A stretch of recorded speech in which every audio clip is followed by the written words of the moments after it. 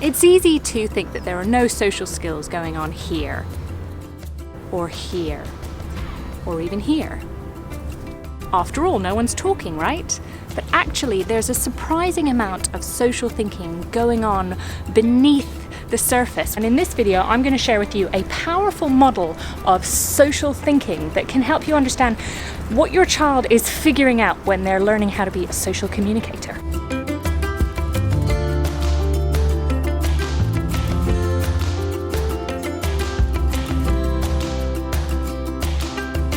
So back to those different situations. Even at times when people weren't talking, they were having to notice what was going on around them, think about the other people, because they were sharing space. Even if we're not directly having a conversation with them, we are aware of them, figuring out how to behave, what's expected within that situation.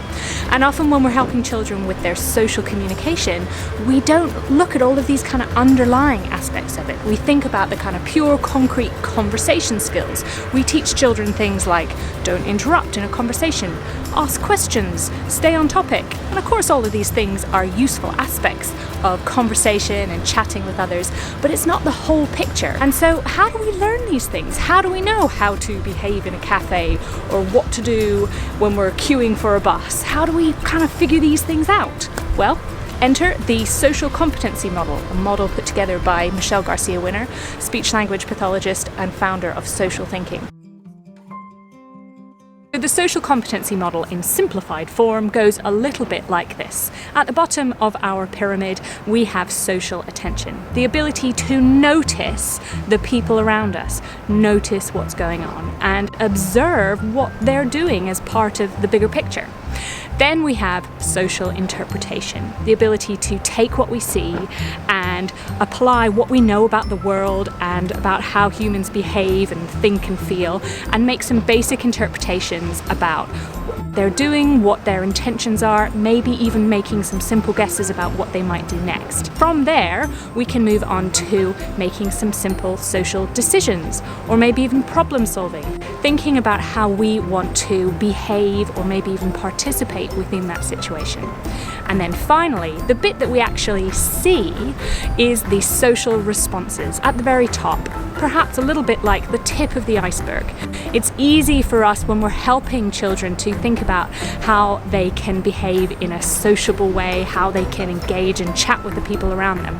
Easy for us to think about teaching them those social responses, being very behavior focused about it.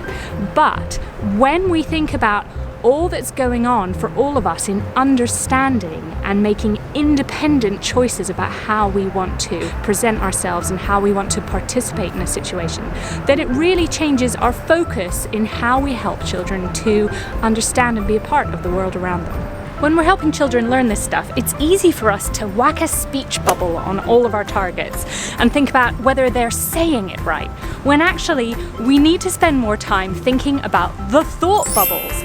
Are they thinking about this clearly? What can you do to help your child notice the social world and start interpreting some of those things? Where can you sit down together and just observe and chat about what you're seeing in the people around you? What are the smart guesses that you're making? Asking them what's happened in their week, what have they noticed, what have they observed within their time out and about being part of groups and part of the social world, so that we can start with that and think about how are you understanding and interpreting the world around you? What kind of problems are you solving? How can I help facilitate that?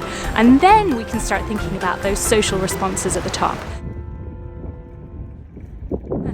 This is just the slightest little nod towards a social competency model. There's lots more to it, and I'm going to link below to the webinar that Michelle Garcia-Winner has put together on the topic, so that we can all better understand how we help children, young people and adults understand the social world, and how we can all be more compassionate and empathetic in helping people with this.